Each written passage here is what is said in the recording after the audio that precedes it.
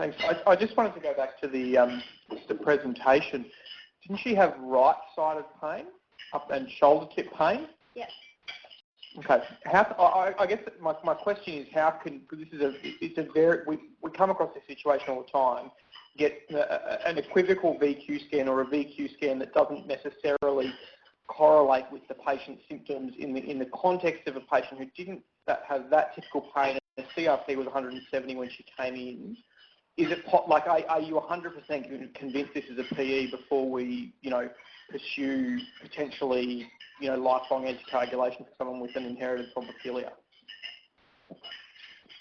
I think the feeling was that our nuclear medicine guys were happy to call it that that's what it is, especially with the background of the complex regional pain syndrome with clearly issues of depression and other things going on. I think the thought was that we were happy to say that it was a PE. I think you raised a really good question, though, in terms of what are the diagnostic criteria for a PE on VQ scanning in children.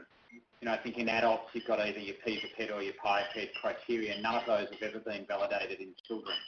And most of the paediatric nuclear med people would say that, a child, even into their late teenage years, has got no business in having an unmatched perfusion defect of any level on their VQ scanning. So they're all pretty adamant, no matter which country or hospital you're in, that if you've got a segmental defect, unmatched perfusion defect in a child, then they want to call it a pulmonary embolus, end of story. So, I think your question's a fair question. She might not, by standard adult criteria, meet the criteria for having had a pulmonary embolus, but by our paediatric radiologist, nuclear med guys' point of view, they're saying we do not see this in children without pulmonary embolus. This is what we want to call it. So, then very difficult for us to go against that. From the patient's point of view, the dad died of a pulmonary embolus, and now I'm going to die of a pulmonary embolus, and that's where she's at. So, do you ever do a D-dimer? Is a D-dimer of any benefit in this setting, in the paediatric setting? So the only studies that have looked at D-dimers in children as a predictive value for pulmonary embolus have found no value whatsoever.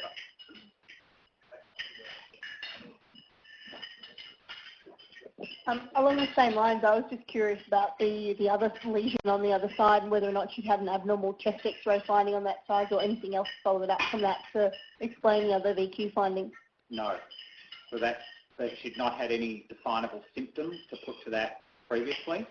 It hasn't gone away on the VQ scanning. Her chest X-ray doesn't really show much, but, again, she doesn't really develop. And she doesn't describe any prior symptoms that might be similar? No, that's right. Okay. So to put it in context for you, I think in the last 5 years we've had about 50 children present to our emergency department with chest pain who people have felt worried enough to do VQ scans, and of those about 14 of them have had positive VQ scans, and of those the majority of them were girls who started the pill within the last 6 to 12 weeks. So she had other things that made us anxious. But, to be fair, we're talking having seen, 14 pulmonary embolists from the community in our hospital over the last 5 or 6 years. So it's not a common diagnosis for us in otherwise well children. And in that time, I think there have been 2 presentations directly to the coroner of children who have dropped dead out in the community.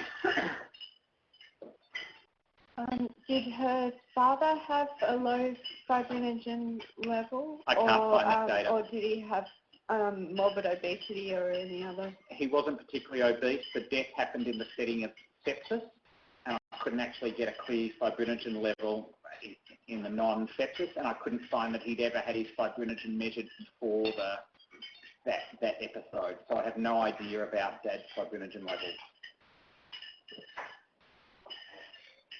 And I don't think I've ever measured in the twin sister because she hardly ever comes in and she's been perfectly well and doesn't want to know about it. Well, is it a normal coroner's request to do family testing? A lot of people die from PEs. So it's very common. I probably see 3 or 4 a year where if someone dies of thrombotic complications as an adult and they have children, that as part of the counselling process, the coroner will refer them to us if the family want to come and talk to us about what are the implications for their children. So it's a very common scenario for us.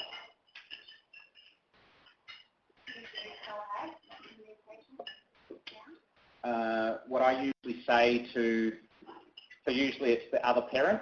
So one parent's died of the clot, the other parents come in with the children. What I usually say to them is we can offer this thrombophilic testing. I don't know what it means really if it comes back positive, and depending on the age of the children, it may or may not entail any risk at that point of time. Almost all of the families opt for that testing, and so far I haven't had any of them come back. And so what I do is a protein C, protein S, antithrombin, 5-light and prothrombin gene mutation.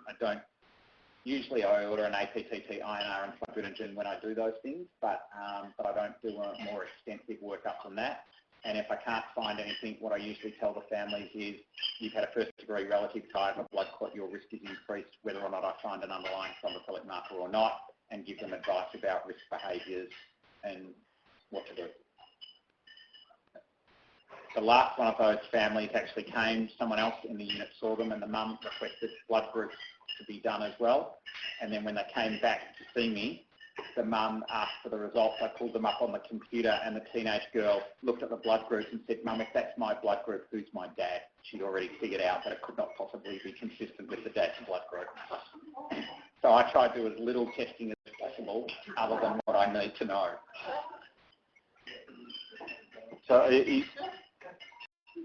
want to ask you who the dad was. So you can talk about number 3? The mum was adamant that she only slept with the guy who was now dead, and there was no further discussion, but I just wanted to stay out of that, really. You're going to talk about number 3? Yeah. Okay. We can sit through different. So the other thing we were going to, I guess we haven't actually touched on one. How long do people think we should actually be anticoagulating this girl for?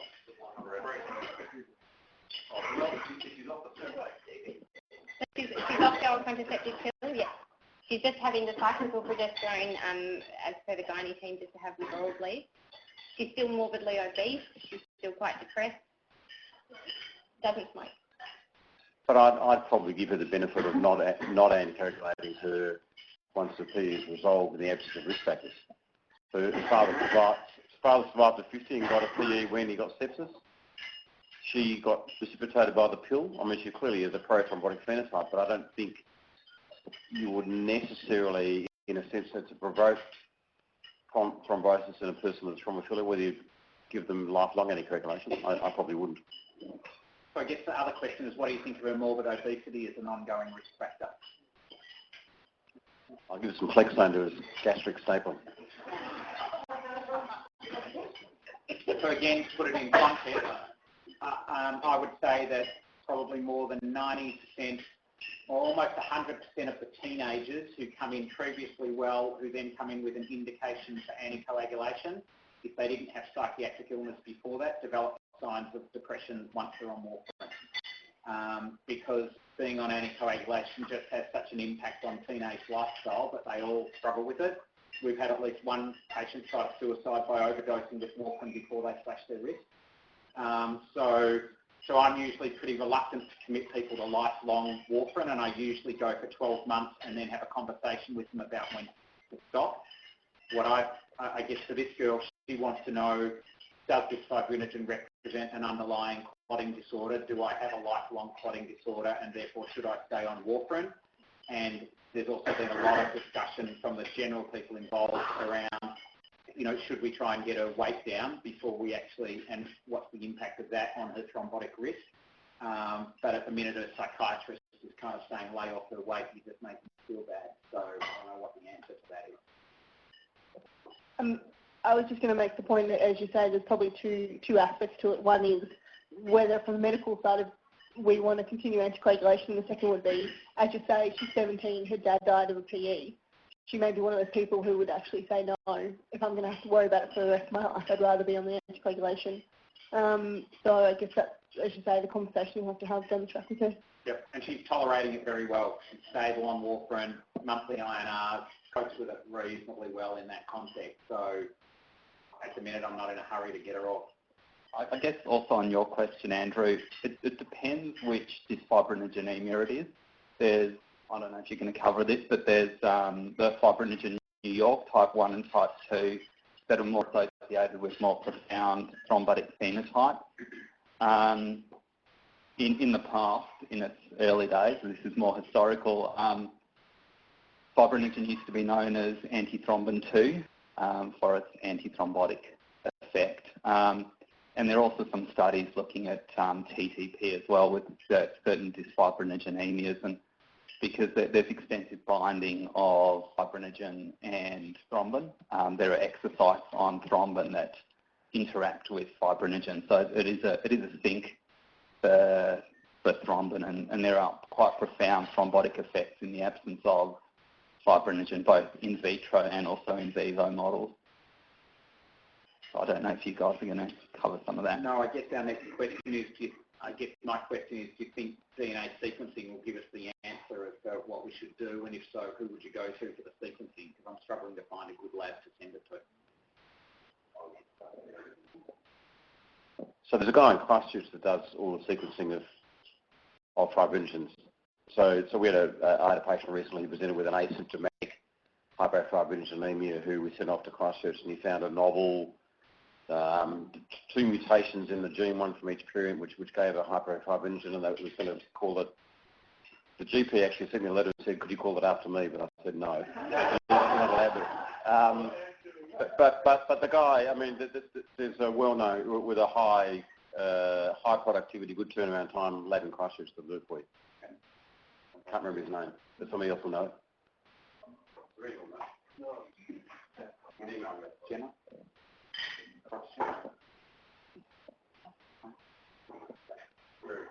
And should we be testing the family members? I guess we've got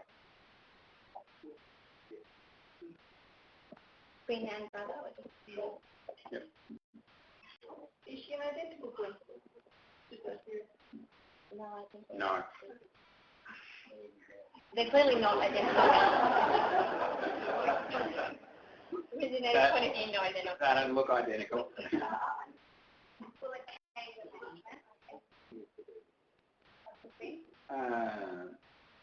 I think for the twin, it's just risk avoidance is what we've gone with at the minute. So, yeah.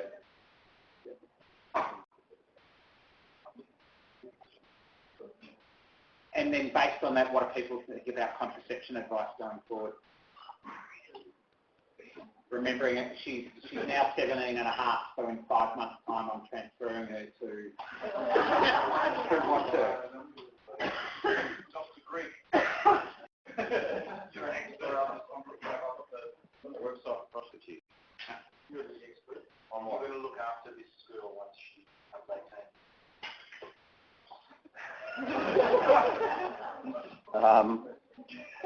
Well, if she was able to lose weight and get, not depressed or something, I would